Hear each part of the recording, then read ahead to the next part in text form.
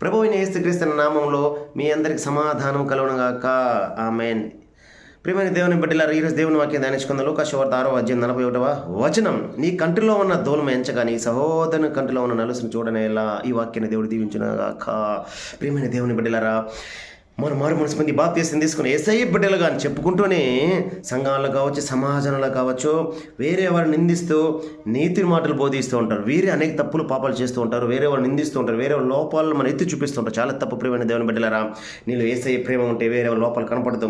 నేను మారితే ఎదుటి వారిలో ఉన్న లోపాలు మనకి ఎప్పటికీ కనపడదు. అందుకే ప్రియమైన దేవుని బిడ్డ, ఫస్ట్ నేను మారాలి. నేను మారితే నా కుటుంబం మారుతుంది. నా కుటుంబం మారితే సంఘాలు మారితే అన్ని జనకు వెలుగై ఉంటుంది. ఆ రీతిలో ఫస్ట్ మనం మారదాం. మన మార్పే ఒక స్వార్థగా మారునుగాక. ఈ వాక్యాన్ని బట్టి మనం ఏం నేర్చుకుంటాం అంటే, ఎదుటి వారిని మనం ఏలైతే చూపకుండా ఫస్ట్ మనం మారదాం. మనం మారి దేవుని మన మహిమార్థగా జీవిద్దాం. మన మార్పు వలన అనేక మందికి స్వార్థగా మారునుగాక.